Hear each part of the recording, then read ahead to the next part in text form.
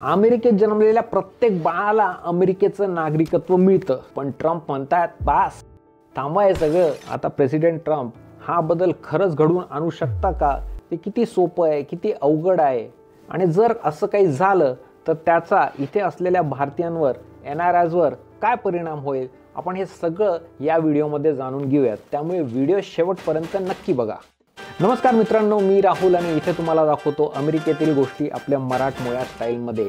या आठवड्यात president Trump यांनी अमेरिकेचे राष्ट्राध्यक्ष म्हणून शपथ घेतली आणि पहिल्याच दिवशी त्यांनी अनेक एक्झिक्युटिव्ह ऑर्डर्स काढल्या.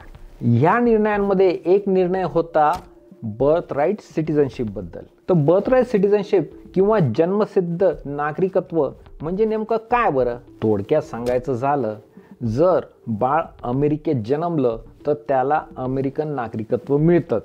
त्याचे आई वडील इथे इलिगली जरी असले किंवा H1B विजावर असले किंवा टुरिस्ट विजावर असले किंवा त्यांना काहीही स्टेटस नसलं, काहीही असू दे, बाळ जर अमेरिकेत जन्मलं तर त्याचं अमेरिकन नागरिकत्व फिक्स. पण ट्रम्प हा कायदा बदलू इच्छिता का?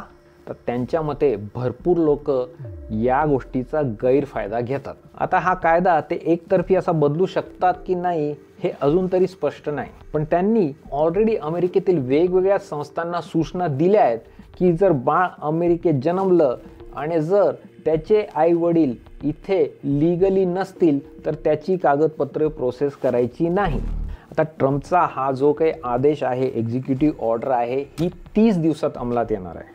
त्यामुळे ही गोष्ट फार महत्त्वाची आहे की ही जी एक्झिक्युटिव्ह ऑर्डर आहे ही फक्त भविष्यातल्या केसेससाठी आहे. आधी जन्मलेल्या बाळांच्या नागरिकत्वाला या ऑर्डरमुळे काहीही धोका नाही. ट्रम्पच्या ह्या नवीन आदेशानुसार अमेरिकेत जन्माला आलेल्या बाळाला अमेरिकन नागरिकत्व तेव्हाच मिळेल जेव्हा त्याच्या पालकांपैकी एक तरी पालक अमेरिकन असेल किंवा ग्रीन कार्ड होल्डर असेल किंवा अमेरिकन सैन्यात काम करत असेल. तर हे बर्थ राईट सिटिझनशिप म्हणजे जन्मसिद्ध नागरिकत्व नेमकं कुठून आलं बरं? तर अमेरिकेमध्ये 2 प्रकारचे नागरिकत्व आहे. एक म्हणजे बर्थ राईट सिटिझनशिप, तुम्ही अमेरिकेत जर जन्मले तर तुम्हाला अमेरिकन नागरिकत्व, आणि दुसरी म्हणजे अँसेस्ट्रल सिटिझनशिप म्हणजे वंश परंपरागत नागरिकत्व. म्हणजे तुमचे आईवडील जर अमेरिकन असतील तर तुम्ही कुठेही जन्माला या, तुम्हाला अमेरिकन नागरिकत्व मिळणार. तर अमेरिकन नागरिकत्वाचा जो कायदा आहे हा इथल्या कॉन्स्टिट्यूशन म्हणजे संविधानाच्या 14th अमेंडमेंटवर आधारित आहे. 1868च्या सिव्हिल वॉर नंतर आफ्रिकन अमेरिकन गुलामांना नागरिकत्व देण्यासाठी आलेला हा कायदा एक महत्त्वाचा घटक मानला जातो. त्यामुळे तो खरंच इतक्या सहजपणे बदलता येईल का? कदाचित नाही. ट्रम्पच्या ह्या ऑर्डरला ऑलरेडी वेगवेगळ्या संस्थांनी कोर्टमध्ये चॅलेंज दिलंय. आता इथे अजून एक गोष्ट महत्त्वाची मित्रांनो, बर्थ राईट सिटिझनशिप म्हणजे जन्मसिद्ध नागरिकत्व ही जी संकल्पना आहे ही बहुतांशी विकसित देशांनी नाकारली आहे. जगातल्या 20 अव्वल देशांमध्ये फक्त अमेरिका आणि कॅनडामध्येच हे चालतं, बाकी कुठेही नाही. आता जरा आकड्यांवर नजर टाकूयात. तर प्यू रिसर्चनुसार 2015 मध्ये अमेरिकेत 2.5 लाख बाळ जन्माला आली ज्यांच्या आईवडिलांकडे इथे लीगल स्टेटस नव्हतं, म्हणजे काही विजा वगैरे नव्हता. 2022 मध्ये तो आकडा वाढून 20 लाख पर्यंत पोहोचला आहे. आणि प्रेसिडेंट ट्रम्पने हाच मुद्दा उचलून धरलाय. त्यांचं म्हणणं आहे असं काही चालणार नाही, स्टेटस नसलेल्या पालकांच्या बाळांना नागरिकत्व मिळणार नाही. अमेरिकेत परदेशातून येणाऱ्या लोकांमध्ये मेक्सिकन लोकांनंतर भारतीयांचाच नंबर लागतो. 2024 मध्ये अमेरिकेत साधारणतः 50 लाखच्या आसपास भारतीय लोक आहेत, ज्यापैकी 65% हे स्थलांतरित म्हणजे इमिग्रंट्स आहेत आणि 35% हे इथे जन्मलेले आहेत. मागच्या वर्षी भारतातून सुमारे 3 लाख विद्यार्थी अमेरिकेत आले. अमेरिकेत येणाऱ्या इंटरनॅशनल स्टुडंट्समध्ये भारतीय नंबर 1 वर आहेत. आता हे सगळं झालं लीगल, आता बोलूयात इलिगली. 2024 मध्ये बेकायदेशीरपणे प्रवास करणाऱ्या लोकांमध्ये अमेरिकेतल्या संस्थांनी जवळजवळ 90,000 भारतीयांना पकडलं. परंतु या सगळ्या गटांमधला अमेरिकेतला सगळ्यात मोठा भारतीयांचा गट म्हणजे H1B धारक, आणि या एक्झिक्युटिव्ह ऑर्डरचा या गटावरच सगळ्यात मोठा परिणाम होणार आहे. प्रत्येक वर्षीच्या 65,000 H1B विजांमध्ये 70% पेक्षा जास्त विजा हे भारतीय लोकांनाच मिळतात. ट्रम्प आणि त्यांच्या कॅम्पेनने इलेक्शनच्या वेळेस बर्थ टुरिझमचा विषय पण लय उचलून धरला होता. भरपूर बाया अमेरिकेत फक्त पोरांना जन्म देण्यासाठी येतात आणि या ऑर्डरद्वारे ट्रम्प हा प्रकार पण थांबवू इच्छिता. आता ट्रम्प यांनी जरी ही एक्झिक्युटिव्ह ऑर्डर दिली आहे तरी अमेरिकेच्या कॉन्स्टिट्यूशनमध्ये असलेली ही इतकी महत्त्वाची गोष्ट एवढ्या सहजपणे बदलता येते का हे बहुतेक कोर्टच ठरवतील.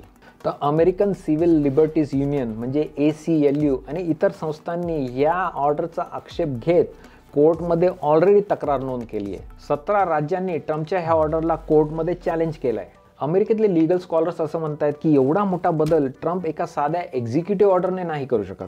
तर अमेरिकेत कॉन्स्टिट्यूशन म्हणजे संविधान चेंज करता येतं, पण त्यासाठी तुम्हाला दोन्ही हाऊसेस म्हणजे हाऊस ऑफ रिप्रेझेंटेटिव्ह आणि सिनेट यामध्ये 2/3 मत हवी असते आणि 75% राज्यांची मान्यता. त्यामुळे कॉन्स्टिट्यूशन अमेंड करून बर्थराईट सिटिझनशिप संपवणं हे दिसतं तेवढं सोपं नाही. ट्रम्प जेव्हा पहिल्याच वेळेस प्रेसिडेंट होते तेव्हा त्यांनी ह्या विषयावर काहीतरी कारवाई करू असं व्यक्त केलं होतं. ह्यावेळेस पहिल्याच दिवशी ही एक्झिक्युटिव्ह ऑर्डर काढून त्यांनी त्यांचा हेतू स्पष्ट केला आहे.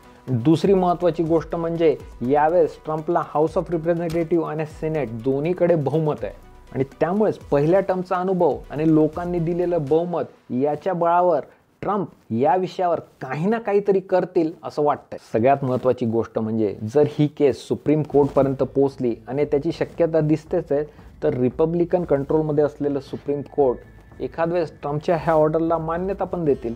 आता या सगळ्या गोष्टींचा इथल्या भारतीय लोकांवर आणि इतर देशातून आलेल्या इमिग्रंट्सवर परिणाम तो होणारच. लोकांच्या मनात भरपूर प्रश्न आहे. अमेरिका मला आणि माझ्या पोरांना स्वीकारेल का? आणि ही सोपी प्रश्न नाहीत मित्रांनो, यांची सोपी उत्तरंसुद्धा नाहीत.